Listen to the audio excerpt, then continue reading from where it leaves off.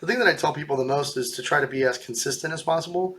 Certainly have a unique sound, but really it's kind of like about doing many things over and over, not flooding the market, but just being consistent of it because a DSP isn't going to really want to push you as an artist if you don't have something that comes next. And in a weird way, that's kind of like a weird part of the industry. It's almost like kind of like making a DSP sort of like a social media platform. But at the end of the day, there's such a hunger for content and there's such an interest in content that I think it's important for if an artist is looking to grow, get playlisted, and also get that experience, get to the ability of maybe getting royalty advances and so forth. It's building a catalog, and a catalog is real estate, which one day you as an artist can actually own and part ways with if that's what your interest is to hopefully have a good outcome. Welcome back to another episode of A Path Unfolding. I'm your host, Jorge Brea. My guest here today is Jorge Brea. He is the CEO and founder of Symphonic Distribution. That is Gravitas's distribution company, among many other fantastic labels and artists. Jorge, welcome to the podcast. How are you? Good, man. Thank you for having me. It's good to speak to you. I also never really thought about how much our last names kind of like rhyme with each other. Brea. It's really cool to hear them kind of like together for sure.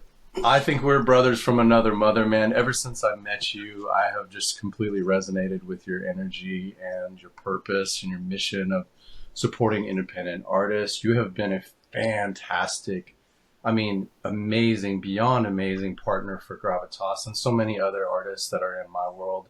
Our world. And I just want to thank you to start. Thank you for all the work and effort, blood, sweat, and tears that you've put into building a fantastic distribution platform for us and supporting us. And as a fellow business owner, not quite at your level, but, sort of understanding what it takes to build something from nothing. Bravo, great work, and yeah, I just wanted to dig into your story, man. You have a fantastic story, and so for everyone listening, can you just give us kind of a little intro of who and what you are and what you're up to? Yeah, certainly. Well, first, I also want to thank you for the many years of friendship and the many years of being a part of Symphonic and really helping us become the company that we are. You've seen the technology and the company evolve for many, many years. You were one of the first people that we met with at South by Southwest when we first went out there. So it's been a heck of a journey with you. Yeah, so a little bit, about me. So I was born in the Dominican Republic and I've been kind of like making music since my teenage years, really. And really always wanted to kind of like have a job in the industry somehow. And I never thought about really working for anybody, but thought, okay, well, maybe I could at least create something that others can use as well as myself, because I was looking to kind of get my music out there back then. So I would release music in the physical world, like with many record labels around the state of Florida here where I'm based. And then I wanted my own thing, my own record label, but I just didn't have the means to do so, and kind of like launched Symphonic in that regard to help get music out there to the masses, but mostly focused on digital distribution. And for those that might not know what digital distribution is, and in a very quick way of explaining it is, in order to get your music on Spotify or Apple or any outlet that you might consume music, you have to go through a company like ourselves in order to actually get it out there, because Spotify, Apple, and and others unfortunately don't work with artists directly. And as you can imagine, with as many artists that there are in the world, the standards just have to be very, very strict, and the method of how to get delivery has to be very consistent. So that's kind of like why a company like us really exists at the end of the day. Not only do we help the distribution, but we also ensure that the funds get to you in a timely manner and in an organized manner, and so forth, through our tech platform that Jesse and many others have seen for many years. Yeah. Yeah, and there's a lot to that. It is no small feat, right? There's all of these, like you said, all of these different standards. Every DSP, like Spotify, digital service provider, Apple Music, or Amazon, has different ways of doing things, and so you have to do an integration. I get your newsletter, often, and you'll have a new integration or a new partnership. Speaking from the label. We have a label manager, a relation, our Lee, who helps us to also like plan out our release schedule and make sure that you guys know and have the information to pitch. And so, like, not just on the mechanical side of getting the music up there, but you guys also help with marketing and artist development, label development, kind of keeping us abreast to all the changes in the world. Even like we'll hopefully talk about later, kind of like what's going on with AI and the world there. Yeah. So yeah, you guys are incredibly helpful. I think sometimes in the music industry, independent artists get this like, there's this like bad reputation for middleman, both on the labels and the distributor side. And I gotta say, that's like, not all labels, not all distributors are created equal. I would say someone like you, people might compare you guys to someone like TuneCore. What would you say the key differences between Symphonic and someone like TuneCore is? Yeah, yeah, no, for sure. So, I mean, I would say TuneCore and the likes of DistroKid are really meant for the beginning artist. I would say, it's kind of like a platform to help you be introduced into the digital world. There's obviously established artists as well that might be leaving the major record labels that want to have 100% of the royalties and ownership of their material, where it becomes useful. But effectively, they are a software platform, and we are a software platform plus, right? So we have that kind of human interaction. We're really big on education, client management, client relations, kind of like personalizing what a software platform can do is probably the best way I can explain the difference. We have, however, at least also kind of like looked at that world with a lot of interest, and we've launched kind of like a additional plan on Symphonic that we call starters. So effectively, if you wanted to kind of leave the world of DistroKid and TuneCore, or at least have a similar kind of experience in terms of 100% of royalties, we have a plan there. It is very limited, but again, it's mostly meant for if you're just starting out, and if you're the only primary artist, for example, you can kind of like work with us and then effectively graduate up into a plan that's more kind of like traditional distribution, which is percentage based. So we will keep a small royalty share where the label and or artist can then operate and do everything. The biggest other differences that I would say is some of our financial tech is actually included in a subscription versus any additional pricing. So if you're a label or an artist and you're looking to pay your collaborators, you can actually use our tool that we call Split Share to be able to pay a percentage of our royalties to any contributors that you want, even a graphic designer or a recording engineer, anything of that nature. You can actually set up within the system so that way your payments automatically flow out, and all of that is free effectively with every plan that we have as well. That's amazing. Yeah, I just wanted to say, like, let's see, I put a call out I started Gravitas in 2011, and I put a call out to the internet. I was like, I think I was working with CD Baby, and I was like, look, I'm trying to get onto Beatport. I'm trying to take this thing seriously. Who should I work with as a distributor? And I believe it was both Reed Speed and Aaron Simpson. Reed Speed is the founder of Play Me, and Aaron Simpson is the founder of Simplify Recordings. And they both said, hey, you should check out Symphonic. And so we applied, got accepted. That helped us get onto Beatport. I think that was within our first like third or fourth release. Right. And we moved over to you guys and have never looked back. I've had numerous offers from, I think, almost all of the, independent distributors, and no one can hold a candle to what you guys have been able to do for us. And I really have been loved the loyalty and the relationship that we've had over the years. And since then, I've seen, I believe, Wakan Recordings. Wakan has come to you guys. Clozy's new label, Odyssey, and I think maybe Loci, which is Emancipator's label. And what I find really cool about that, and I know that I've been a champion for you guys, and just said like, look, we should all be over there, because what my understanding is, and what's cool is like there is sort of this power in numbers, and we have these little micro genres or genres of music and these pockets of artists, and that's how I think Spotify and a lot of the other DSPs think of, is you get these kind of groupings of artists and labels. And I think for you guys, it makes it easier to build your reputation and sort of the source for something like Clozy like music. I see that Clozy record in the background. And so you start to get some credibility when you are pitching the music to Spotify or Amazon. And we often get these playlist pickups where if you're going through TuneCore or DistroKid, you're never going to get that unless you're already a very, very established artist. So I just wanted to kind of call that out and see. And I also just think it was like, it's so cool to have like the family together under Yeah. your guys' umbrella and under your steed. And I want to call out Oz McGuire, who's somebody who Yes. you've grown with or kind of picked up and added to your roster, your team, who I think is a fantastic pickup. And I Definitely. mean, he's super connected. He really understands the landscape of our music. My world is this musical world. So yeah. Any thoughts on that? On kind of the nucleus of Yeah, no, I artists and how mean, that works? well, well, first, you mentioned the term family, and I mean, I think folks that have been with us for a long time, they really kind of do become that. I mean, we end up having moments that transcend like the Hmm. work that we do, and really deep personal moments that we can share, which I think is a beautiful thing about kind of like growing together as Yeah. well. So, props to Reed, who obviously we've been working with for many years, and Aaron, who actually also works with us now as a part of Symphonic as well, in addition to Oz, who has been in the game for a long time. So, you've definitely mentioned a key members of our family, with you, of course, being a huge part of that as well.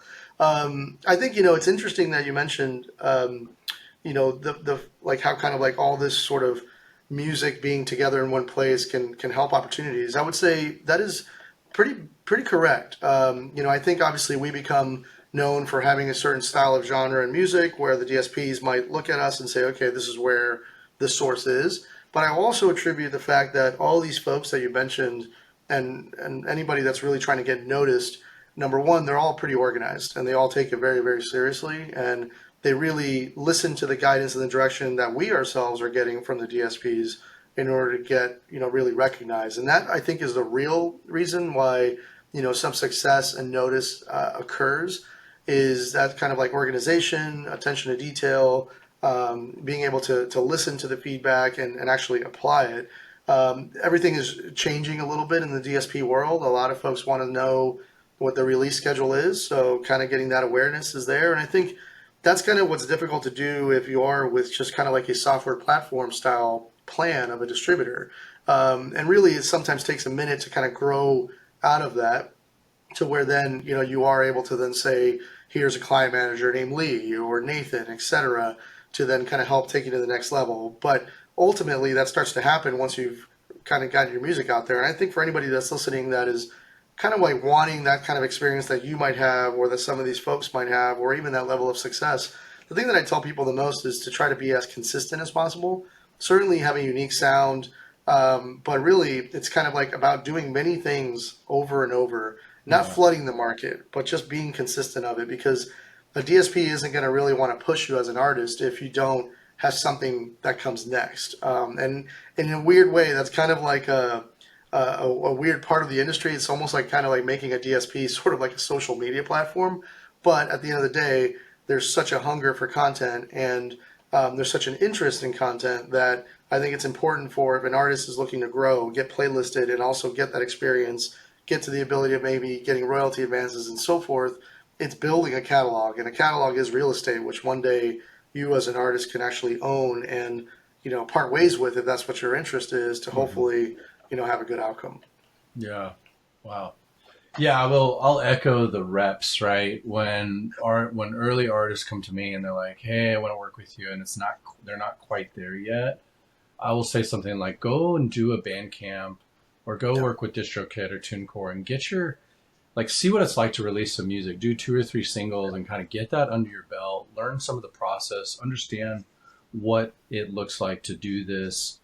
Just the mechanical part of releasing music, the mastering and the artwork, and learn some of the terms and the rules, like you said, and then come back to us, and we'll have an easier time kind of working together and taking this next step. I mean, we always think about the artist development part of any relationship, looking at their socials, looking at what's going on, and sort of coaching people.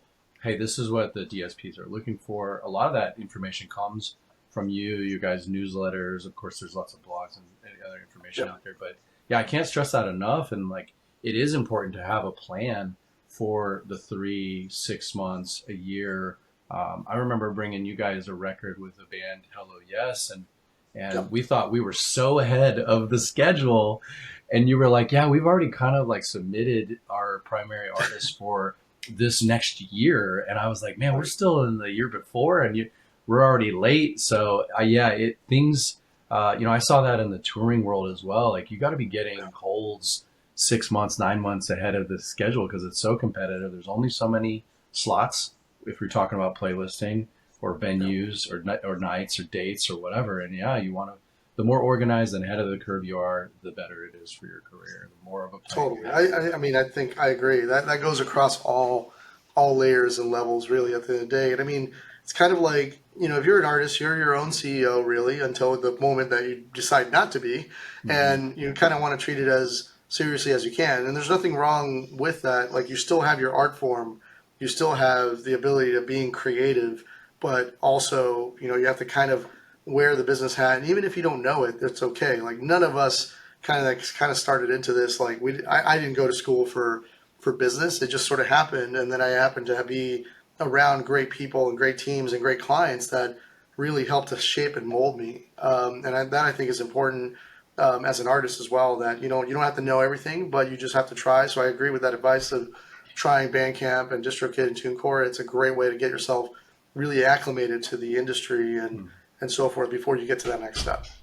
Yeah. A few years back, well, it's probably been like maybe 5 or 6 or 7 at this point, but I saw you guys make a big push into Latin America. You're from the Dominican Republic, and your wife is from Puerto Rico. Puerto Rico, yeah. Puerto Rico, that's Which, by right. the So, way, Puerto Rico, which kind of sometimes it's sort of like Montague and Capulet. You know what yeah. I mean? Like, there's always been a little bit of a rivalry, but it's gotten a heck of a lot cooler now collaboratively because Ozuna and Bad Bunny have definitely like brought those two islands together more, which is really great. Yeah. Yeah. So, So, I mean, you guys are first generation immigrants to the United States, right? yep. Which I think is amazing. My father was a first generation immigrant from Nice. Germany. And I think that's one of the things that makes America truly great is this melting pot of truly talented, amazing people that are coming to America and they have a vision, they have a plan, they have a hustle, they're willing to work hard and put everything on the line for their family and for their ideas. And I mean, look what you've been able to create.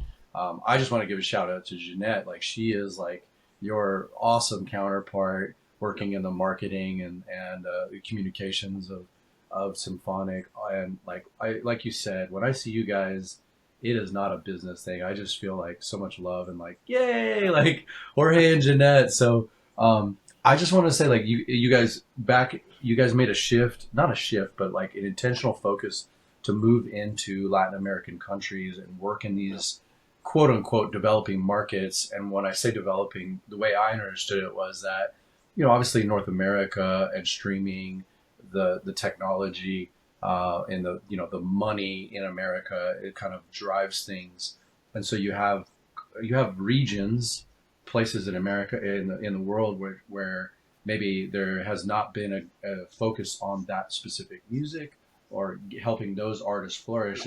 Is that kind of what you guys were going for? Like to kind of tell me about that strategy of kind of moving towards this. Yeah, no, for sure, and thank you, obviously, continuously for the kind words, and Jeanette will love that shout out. She loves Yeah. you as well.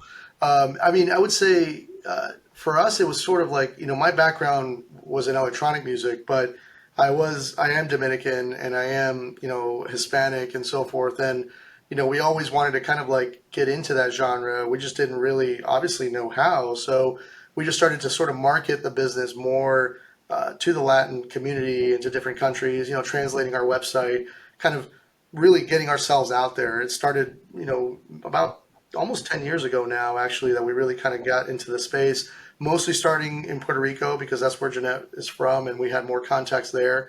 And really, around 2016, 17 is when Puerto Rico really started to unleash these superstars. And there were stars before then. I mean, Daddy Yankee, Nicky Jam, there were just tons of different folks that were doing great things. But I would say superstars is the right term because that's where Bad Bunny is, and that's when Ozuna, that's where that was. And I think that helped to really spawn a whole new generation of artists. And then Mm. we brought a team member on board who was kind of like dedicated towards a different part of the business at the time, mostly kind of like on a B2B, building websites and so forth, actually, for a little while that we did.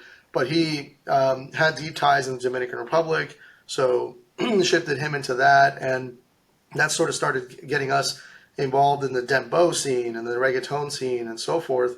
And then the business naturally expanded into Colombia and to other parts of Latin America. So now we have, presence not only in the Caribbean, but, really strong presence in Colombia, Mexico. And I was actually just in Brazil last week, also in Brazil with a team there, which is a really totally different type of what many folks consider Latin music, but it's mostly like called baile funk. And funk in general is growing, and that's where the term funk comes from. The PHONK is really from the baile funk sort of genre. So you're starting to see all these genres really sort of transcend into different subgenres and territories, really, European, etc. So I think people just are kind of craving new sounds, much like even Afro beats as well. Like that's kind of like something where that sound was very heavy on influencing Latin sound, but now vice versa. It's sort of like influencing each other, which is really, really great. And I think I wish I had kind of like a better, more awesome answer, but we wanted to really just kind of be part of our culture more when we first were starting out. And we thought, okay, let's just really do the very basic thing, which is to start talking about our company to that world, which we weren't really before because I was so focused on the electronic side. Wow.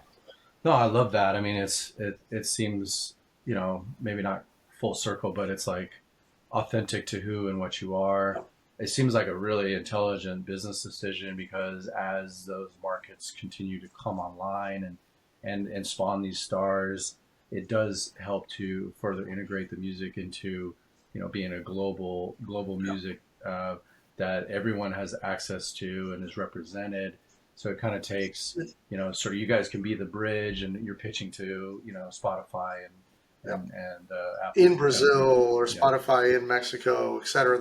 That's really helpful whenever there's an artist that has good traction in different markets.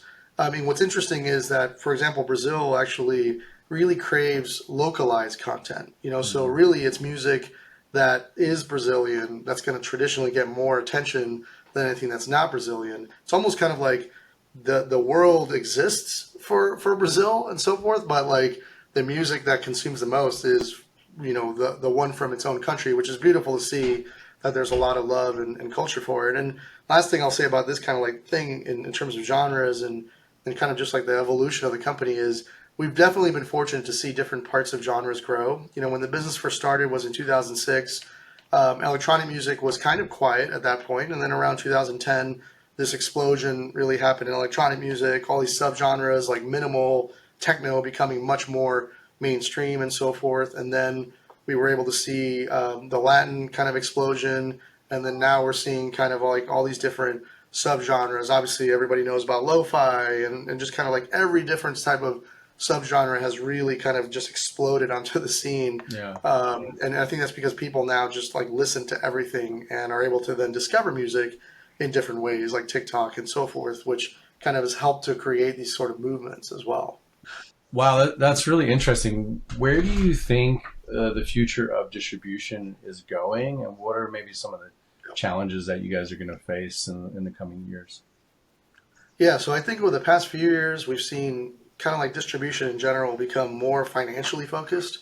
We're talking a lot about royalty advances, marketing budgets, things like that, that before the focus was more so on, platforms that we would distribute to or marketing reach. All those things are still important, of course, but it's become much more around, what kind of deal we can craft if once an artist reaches a certain level. So the real ecosystem that we have is, you start off as a DIY, you grow to where, it's a percentage based deal because we're kind of like helping you leverage or helping you get marketed and so forth.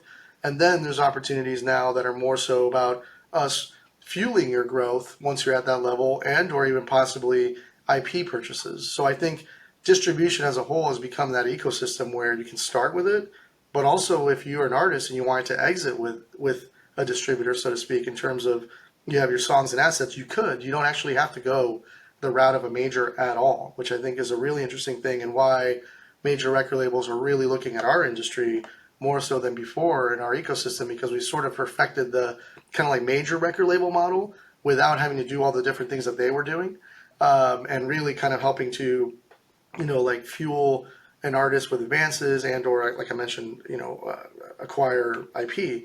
I think the biggest challenge that we're seeing the most is, and I think every distributor will probably agree, there's a lot of fraud that we all deal with. That we feel we've gotten a pretty strong handle in, but it will continue to evolve. We've added like identity verification. So if you're coming to us and I don't know you like I know you, Jesse, then you have to then kind of like provide us your driver's license or passport before you upload a track. And that may seem extreme, but it's really because we are part of this movement, much like some of our competitors as well, of really enhancing KYC, the whole know your customer movement. And when you think about it, it is kind of nuts that anybody would just be able to go on any platform and upload an actual copyright of music without ever telling that company who they are. And we wanted to kind of change that and ensure that we were asking for that. And that right there has really helped to not only know our customer, but really prevent fraud from happening in the first place because we know that we're creating friction points that fraudsters can't use. So that's one area where distributors have had to evolve and we have challenges. And then the other one, which is rapidly evolving, is really AI.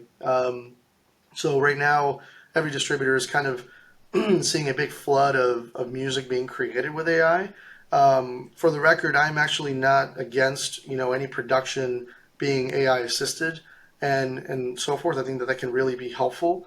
And honestly, you can't really, if you're making music using AI, it has to have enough human creativity in order to actually be a copyright. So if you're only using like a Suno to create a 100% AI song and you're wanting to upload that, that's not copyrightable right now. You can't actually get that for publishing either and so forth.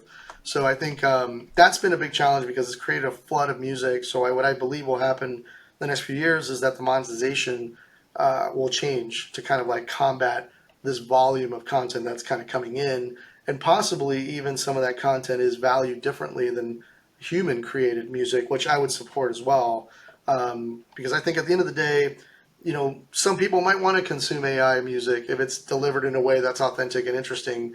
But obviously, if you're not really doing anything as an artist, that doesn't necessarily mean you should get the same royalty as an artist, right? So those are the things that we're seeing. Those are the kind of like evolution points that we think are going to potentially happen in the next few years. Yeah. I don't want to pick on them too much, but I think about like chill hop records or even like the chill, the lo-fi YouTubes. Like most people don't even know one artist from the next. It's just a vibe, Right. right? And so I think Yeah. that's like where like AI is just going to decimate that type of sound. I think Yeah. of someone like Closey or Ahi or some of the like Rez like there or even like Dead Mouse or whoever, right? Or whatever you want to call it.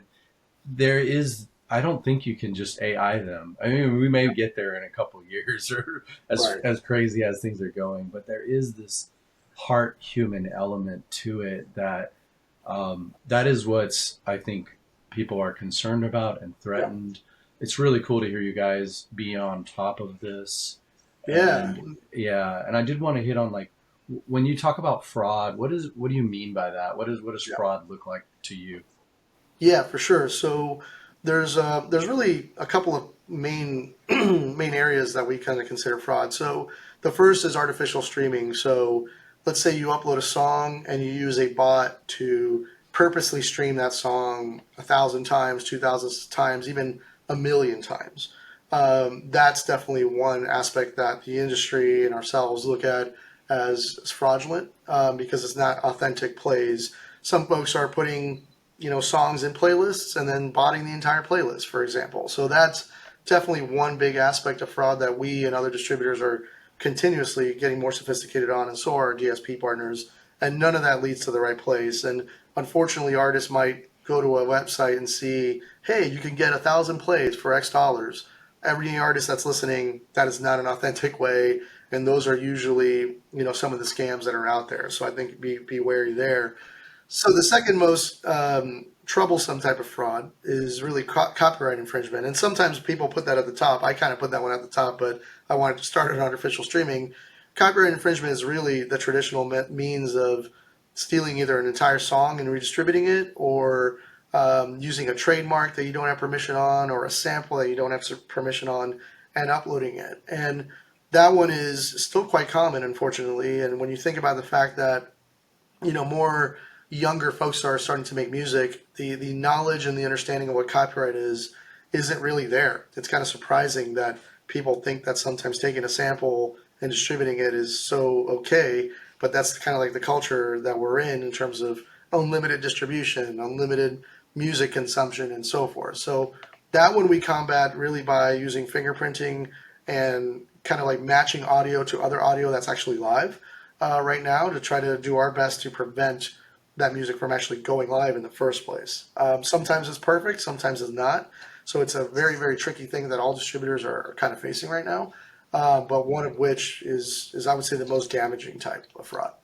Yeah, it sounds like whack-a-mole. Like Yes, that's we really use that hard. term whack-a-mole quite a bit. That's for sure. And I mean, another one last thing that I wanted to mention is around AI is that there are some really awesome potential future use cases. When I mentioned earlier about content in Brazil being streamed because it's localized, like it could be a thing where Closey has a song that's in English, but then she uses AI to translate it into Portuguese and then distributes that and kind of like focuses on marketing that song there. I think that's a heck of an exciting aspect of it. And I mean, Interesting. even when you're watching Netflix, to be able to then one day hear the dubbing and see the voice match the dubbing, I think is another exciting thing, not to Yeah. mention all the medicinal benefits that we'll all see. So I think AI's got a lot of bad concerns, which it rightfully should, but then there's going to be some amazing things that we're going to see that are really going to change the game. And I think creatively going to be great for folks that are names. And really, at the end of the day, you might be able to train something to sound like Dead Mouse, but it's not Dead Mouse, and you still have to do your best to promote that song. So, Yeah. at the end of the day, like you're going to have to put eyes on it, and AI won't be able to do that. Yeah. Yeah. That's a good point. Yeah, I don't think AI can build a brand and an authentic Yeah. brand that people resonate with. I mean, I'm hoping that as the younger generations are coming up with this, their defenses get a little bit better. I mean, I feel like our parents are like believe anything they read on Facebook. We're like, no, like, can't you tell this is fake? And it's like for Yeah. us, we'll be like, yeah, that sounds good, and then like our kids will be like, can't you tell this is fake? Yeah. So yeah, I mean, it is exciting. It's an exciting time. It is also scary. Like the AI is such a game changer in so many ways. It's interesting what you're talking about fraud. I will say, like, we got a notice that one particular song for Gravitas had like 10,000 plays that were not correct. And I was like, I have not ever knowingly done anything like that. It Right. turns out the artist specifically had kind of gone that cheap and easy. If Yeah. it's too good to be true, it's not real. If it Yeah. sounds like a shortcut, it's not. It's going to get you in trouble. And I want to speak to, and I'm sure you can elaborate on this, like what I've seen is if you engage in fake plays, botted playlists, you're going to end up in a bucket of other related artists that are also botted and fake. And then that is not where you want to be. The related artists of specifically Spotify is really important. That Yeah. should be a really clear signal to you of what's happening with your music and who's engaging in it, what directions you could go, smart different remixers that you could work with. And, Hmm. and when I say that, it's like I'm always a fan of like going totally outside of your box and doing a collab with somebody that's not in your world. That's a great growth strategy. But if you look at your related artists in Spotify, like that should be true to you. And if you go and Yeah. look at an artist, and we do see this, people will come to Gravitas and be like, I want to work with you. And then I go look at their numbers and their Yeah. play counts and their SoundClouds and their kind of and then like if things don't really make sense, it's pretty clear. Right. It's really easy for us as a label, and I know it's crazy easy for you guys to see at a high level when someone's not making sense. Oh yeah, no, for sure. I mean, we constantly look at the territories. We have all these public available data sources. I mean, that's another piece of advice. It's like, if anybody's using something to try to kind of like play the game and try to surpass authentic organic growth, people are going to know because they can look up chart metric, they can look up song stats. They can look up even just the territory consumption within Spotify as a means of saying, wait, this is fishy or not. So those types of things are kind Yeah. of like public, and kind of like public for a reason, really, at the end of the Yeah, you've day. got a ton of fans in the Philippines. Good job. You should go tour there. Exactly. Oh And wait, that's the thing. there's Exactly, that's the thing. It's like if you do, you better be from the Philippines, because that's usually where the consumption will come from.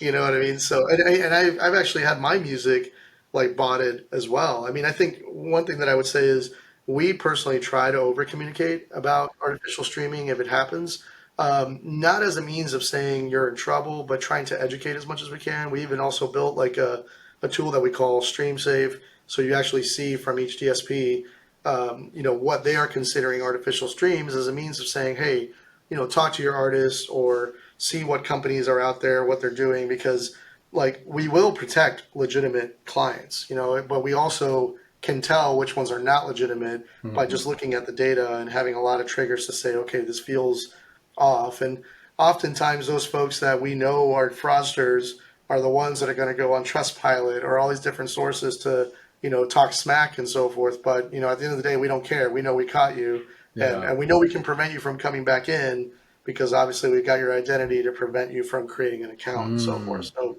those Wow. are those different things that we've done to do our best at mitigating fraud, which is just our one sort of slice of the cake. We really need everybody to kind of do their part in the distribution game, which I think is happening. I mean, we're a part of the Music Fights Fraud Alliance. It's great to be able to be with other CEOs of these companies and really talk strategies and be able to even work with the DSPs on what's happening, best practices, and so forth. So more is definitely to come there in terms of what the industry is doing to be able to combat this. Yeah. It reminds me when I graduated college, I worked for an email marketing company, and my job as an account manager was to coach some of our less great clients on like, hey, don't be a dirty spammer. Like, let's get permission. And it was this whack a mole thing where it's like the real spammers were always inventing new ways to get around the new things that the email service providers were putting in place. And I think nowadays, like Google and Yahoo and others they've kind of won. There's a lot of tools in place, but it took a while for that to all kind of get shaken out. One of the things that you can do in email is kind of have these verified DNS records to Yep. say like I own this domain. I wonder if you guys have looked at things like blockchain or whatnot. Like how are these crazy technologies like blockchain, like how or even AI, how are they coming into play to sort of stop the people using AI to beat the system? Yeah, I mean, for sure, from an AI perspective, we've just used it from a business intelligence, view, and then obviously we have our vendors that do the identity verification, which is biometric scanning, and then they Mm. have their own machine learning behind that. What we've been fortunate in, and I think was great for anybody that's starting a company or running a company now, is that there are already so many tools off the shelf that you can use and just kind of integrate, where you don't have to like build the actual complex aspect of large language models and AI and so forth to be able to make an impact. I think we're actually seeing a lot of impersonation websites happening right now on Mm. Symphonic and on other distros, which is yet another new scam that we are working against. In addition to what our competitors are working with, the DNS records piece in particular is helping out with that. Yeah. And we just, I would say, have started really kind of like scratching the surface of AI. I think that there's a tremendous amount we can do. It's more so in terms of trying to integrate it in a way that is going to be authentic for us. Like what we don't want is someone to have an experience that just like pretty obviously feels like AI, Mm. but really kind of tries to at least enhance what they're doing. I mean, we've have thoughts about how much it can really help to explain your consumption and at least give you feedback on what you can do, kind of like an extension of our human oriented touch is like the direction we're interested in going, hopefully, if we're able Yeah. to achieve that. Yeah. I mean, I always said that about you guys of like, you're the real people on the other side of emails, and I think that's a huge deal, and will only get more important. I mean, obviously, it's a very expensive endeavor to have human beings work for you. And there's a lot, like, again, it almost feels like the same thing as the bots. It's like, if you get all your bots like working, you feel like you can shortcut, but that shortcut ends up costing you in the long run, because people, like, they don't want that, right? We all think of like the horror stories of calling, like, American Airlines, and you just can't get a human being on the phone, or a bank, and you're like, operator, please let me Exactly. talk to someone. Oh Like, my God, yeah, help that's going to me. be. It's weird because like one way that we're actually using AI that has been interesting is, um, whenever we launch a job posting, we've actually leveraged a tool that actually does interview you as an AI tool, Wow. and that might seem like weird, but it's actually quite good. And Okay. further, the reason we did that is, whenever anybody is applying, you kind of naturally have a bit of a bias whether you want to or not, right? Hmm. You're reviewing their LinkedIn, you're reviewing the answers, you're reviewing the resume, and we wanted to kind of like remove that and basically give everybody a chance to be interviewed, because that sometimes surpasses anything that you're seeing on a screen in terms of how somebody answers something or their resume or LinkedIn. Wow. And that's actually helped us really to get better candidates because we want to consider the human, and it just so happens that in order to consider the human, we've used an AI tool to kind of like begin that process. So it's Wow. that's probably one of the coolest uses. It's actually a platform that I'll give a shout out to. It's called Classet, so CLASSET.org. So if anybody wants to be interviewed by an AI and to kind of like see a human experience with that AI, it's actually quite fascinating. That's amazing. So um, I just had um, my project manager for Lion's Share move on, and so we just went through a hiring phase. And one, I got 500 Yeah, applications. Holy cow! And yeah, then from that, like, I was unable to go through all of them, and I was trying, and I was like, this is unsustainable. So we did eventually use some AI to review the applications, but yeah, it was a lot, man. yeah, That's really intense. Um, yeah. well, that's cool. It's really good to know that that exists. That's, that's such a funny turn of events. It is, Um, yeah. It's like yeah. it's sort of like we tell everybody before that we're doing this so that they don't get freaked out, but also that they realize the value and why we do it. And it's kind of fun listening to these interviews and kind of like seeing people interact in a natural way. So that's been a positive, I would say. Wow. Crazy. So yeah, all right.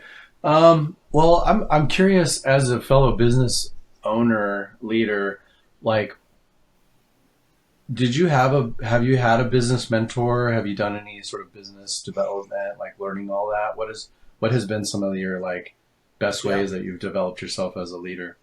Yeah, no, I mean, great question. I mean, I think everybody's path is totally different, but I think for me, so I bootstrapped the business from like 2006 to 2017. So I had the benefit of having close family in the business, which I think is important to have. That sort of supersedes HR at certain aspects. Mm-hmm. But really kind of like learning as you go is the first path. But we did raise a couple of rounds of private equity dollars to be able to help kind of fuel the company, which is really it's done that for sure. So I would say the mentorship has really come from the team that we built. I've got a great CFO, great CTO, just great professionals around me that had seen things and also experienced things that I never had been able to experience. And likewise, vice versa, I've given them sort of like a taste of like the different life of an entrepreneur that they might have not seen before as well. So it's been a really great compliment. And we have a great board as well that I can lean on in terms of mentorship and feedback in terms of the stage that we're in today as a company. So really kind of like development through collaboration has been what's happened to me at least. I'm still constantly learning. I never say I'm perfect whatsoever. I can still make mistakes, much like everybody can. But I think I'm a bit of a sponge in terms of talking to other entrepreneurs. But even also, I like talking to folks that aren't necessarily like the business heads or the leaders. I mean, it's I started off as an admin in my previous job, and then from that job, I moved on into Symphonic. And admins do quite a bit for business leaders, and they're kind of like touching all these different aspects Mm. of the day to day of a leader and so forth. So kind of like also learning from the bottom up has been really interesting. And I love interviewing our employees that are kind of like, have their ear to the ground, because I was there at one point kind of doing maybe that job or something similar to that job. So it does kind of keep you fresh and kind of like helps you to also evolve as well, to kind of talk to any employee at any level really, to kind of like help develop. So I would say that's kind of like how it's shaped me in terms of doing the business. Oh, that's great. Yeah, and it sounds like it sounds like you just have that always learning Yeah. mentality, always like, looking at it. I find it's crazy because you might go do something or learn something that's totally not business related, or just any, you might go travel somewhere, and then like that experience will totally shift my thought on some aspect of business or marketing. Or so I think it's just that, I think that it sounds like it's that mentality of like, I'll always be open to learning new and trying new things. And I love the idea of too talking to people that are down in the trenches working, because as I've grown as a leader, you start to lose touch with like, what does it actually look like to do that work, and then you kind of forget, and it's good to kind of get yourself back into that sort of the real work of the job and the business, and kind of remind yourself what was all this about in the first place. Absolutely. No, it's like, we do our annual meeting where we get to see a bunch of the company together. And one of the things I say is never forget who we're doing this for, which is, Mm, the creator, the artist, and so forth. But also, those sessions are really helpful for me because it reminds me why we're doing what we're doing. You know what I mean? Because the folks are in those trenches. And then it just gives me ideas to say, okay, what can we do top down to be able to help facilitate anything that can help anybody from bottom up as well as the artist. So it's quite exciting. I mean, it's really about enjoying what you do at the end of the day, and being able to surround yourself with people that are good and that mean well, and that obviously want to contribute as well.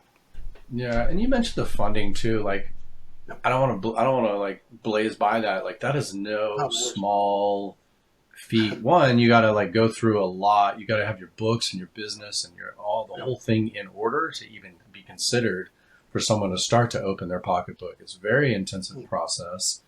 And for the fact that you got, not one but two rounds, and kind of what you've been able to do with it, it shows that there is a plan, that there's Yeah. leadership, there's execution on the other side of it, right? It's one thing to have a plan, but then you got to actually execute.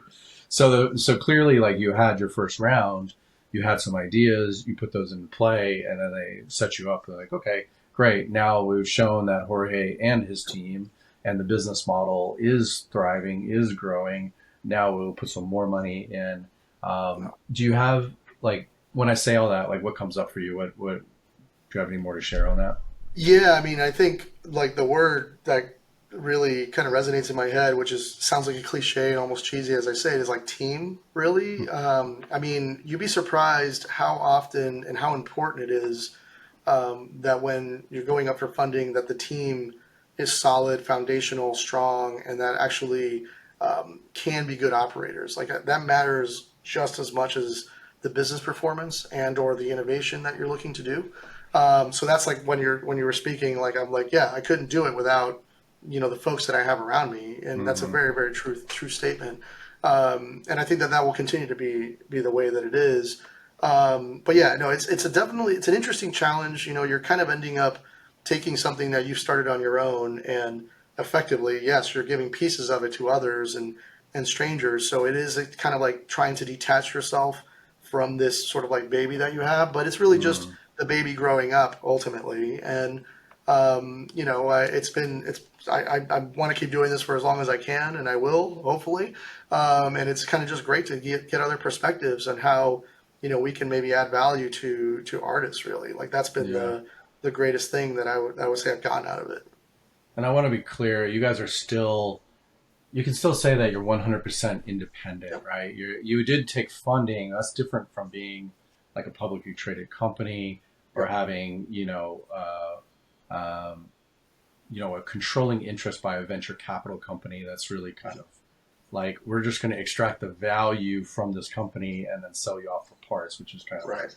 right. So very, very different things, if that didn't land for anybody. But I just want Yep. to say, like, this is the right way. In my opinion, this is the right way to grow a company that you care about at some point you can only go so far with Yep. your own boots and your own team. And then, like you said, you start to you find the right partner who may have money, and they also have a lot of knowledge on the other side around markets, trends, who can be the best CTO, CFO, whatever. And then they have connections all around the world. They are also probably likely have another Oh, portfolio yeah. of companies that could potentially assist you or be part of like a complement, or your company ties into their company and kind of builds on it. So that to me is Totally. the right way versus like the venture capital world is really intense, and it's just about Yeah. short-term value extraction. Yeah, and I mean, I think, ultimately, obviously, there's different paths to building a company. If you're building it in a way that you're not necessarily getting seed funding or anything like that, you have a bit more roads that you can go down. Nothing wrong with building a company and getting seed capital either. The expectation is different, but a lot of people have a lot of horror stories of investors, and obviously everybody's familiar with like Steve Jobs and what happened with him and Mm-hmm. so forth at Apple in the early days. But ultimately, you do kind of get to pick who you want to work with, and you as a business owner can do the same diligence that they are doing on you. You can talk to other companies that they've worked with and so forth, and really like try to be in moments with them where you can kind of like see who they really are. Those things really, I think, help make the decision. So we've been fortunate. We've picked really great partners, ones that really help us do what we're doing and are trying to build value for the business, but at the same time help us build value for the client. The artist and who we're really serving, and that's been just a great happy marriage so far. And I would agree. I mean, I think there is a point where it's difficult to like do business and get a certain level of growth that you want without taking some share of capital, right? So like whether it's raising debt, whether it's credit lines, whether it's liquidity or so forth for investors, like you have to kind of go down a path that you feel is best to be able to get to that certain point that you're trying to get to, really. Yeah. Yeah, I've heard like when you're trying to grow, every time you like double your head count, you basically have to reinvent your business and your Yeah. process and your systems. And I think about like when you took that first round of money and some of the strategic hires that you made. And I mean, pretty immediately I saw like just the difference in the company. Yeah. Obviously, it hopefully freed you up. At least it Yeah. seemed to like go back to big picture thinking, right? You get so big that you're almost like, those are the growing pains. You're almost you're buckling under all the pressure of like, we're so big, but we don't have enough to support this level that we're at. And so you kind of like Yeah. break through to the next level, and you sort Totally. of need some fertilizer money to make it happen. No, you've Well, said it right. I mean, it's been very much our journey in that regard for sure. I love it, man. Well, once again, thank you for staying true to the mission Absolutely. of supporting independent artists. And that's no small feat. I'm sure you had lots of offers down the way to exit or we'll buy you out, and people that looked maybe on the surface like good partners or good, people you could sell the business and just go retire, back in Puerto Rico or Dominican Republic and just enjoy. But you're committed to your mission, Yeah. and that to me speaks volumes about who you are and what you're up to. So yeah, thank you, No, I man. appreciate that, man. I mean, and really, like I said, I know it sounds again like a cliche or cheesy, but we're only really here and because of the folks that we work with, and everybody has helped us get here, and that we don't take lightly. That's why we try to be as independent as we possibly can. It's a tribute to the folks that we work with, and Yeah. whatever path we go on, that's something that I think is always important for me, and also why like it's never you know like venture capital or private equity capital hasn't really changed like the hunger that we have. I mean, I think I actually work harder now than I did even then, which Oh is really wow. odd. But I think that if you're enjoying what you're doing, as cliche as it might sound, it's really not work at the end of the Hmm. day. And you kind of just you get up every day because you want to and you want to do something rather than you having to do something. So Yeah. that's very very much the feeling. But I'm definitely not on vacation or on chats all the time. I'm definitely doing the actual work, and that's actually where I enjoy it as well.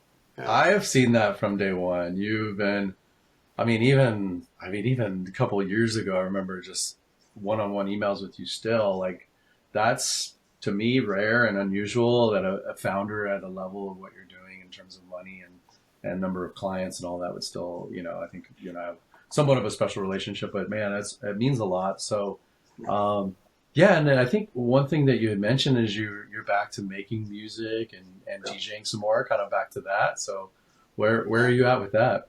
Yeah, I mean, well, first this kind of started around COVID. As everybody, we were all kind of like locked up and so forth. So I started kind of like tinkering around again, making tunes, and now I'm kind of in the stage where I'm like working with some of our clients, like remixing them. Like anybody that has like vocals, I generally it's easier for me now to make music around that. So it's been Love it. fun. I mean, I actually did a couple of DnB style tunes, which has been genres that I never really played with before my history. So I'm doing it strictly for the love of it, for the fun of it. It's kind of like helpful to sort of have a distraction, even though it's still within the thing that started it in the first place. And again, really also to sort of experience what clients are feeling nowadays Mm. and how difficult it is to get noticed. And it's Yeah. difficult, that's for Yeah. sure. Yeah. So I want to make sure that I'm at least like saying, well, listen, I know how it is because here's how I know how it is. I think that's an important thing to be able to say to anybody that's actually out there doing it as well. That's awesome. So not only am I the founder, but I'm also a member of the Exactly. symphonic I, symphonic. I'm a very, very small member. I'm definitely not one of the top artists, that's for sure. But it's for fun for me. That's Yeah. Let's shout out who are some of the artists that I may not be aware of that we should go check out, or people that are on the roster that yeah. have made some waves lately. So I mean, definitely one that we're super. I mean, this is not necessarily one that people would be surprised about because we talk about her often, but we work with Imogen Heap. So we have all of her former major record label stuff now with us as well. So that's really, really, really cool. DJ Muggs as well is a really, really key client of ours. We also have this artist named the Orion Experience, one that I actually remixed as well. Really, really solid there. Sixpence None the Richer. Obviously, everybody might remember that band from She's All That and so forth. So we have some of their new Wow. records. OK Go, Mad Child, Citizen Cope. So it's a diverse roster of a lot of different music. Stick Figure on the radio on the reggae side. Nice. So definitely a lot of folks that way. We actually just signed Lettuce as well, which I know you might be a fan of as well. Yeah. So Heck pretty yeah, excited man. about that. Yeah, jam bands and streaming are interesting because I don't think that people just always go to stream jam bands Right. music, but that's awesome. They're dope. They put on an awesome show. Yeah, I think it's like, that's a great sort of like call to action. It's like show to stream. They have such a loyal fan base, and I mean a lot of these jam bands do, which is really really great to see. So Yeah. All right, man. Well, thank you for joining me today. It's been, as always a pleasure to drop in likewise. with you, man. Anything else you want to share or talk about? No, I mean, I wanted to give you the shout out. Obviously, what you've done, for many years with Gravitas has been incredible. We love you. You are family to us, and I think what you've done for many different artists as well is important. So everyone should recognize how great Jesse and the team is there. Also, what you're doing in Lionshare is really awesome. So I'm just wanting to give you the shout out to close it out because I'm appreciative and Oh, brother. thankful, and I'll be there in Austin for South by, so we should definitely coordinate Oh yeah. to have some hangs. Yeah, my buddy Jaw Karma's gonna play. I'm gonna drop in and play some tunes as well, and All we're gonna right. make sure that everything is a number one ace this year again. So I can't wait to see you, brother. So much love, and just tell the whole team, Jeanette, Julio, Oz, and the crew, Lee, thank you, and we love them, and we'll see you soon. Absolutely, man. Good to All talk right, to you. Thank you. thanks. All right, brother.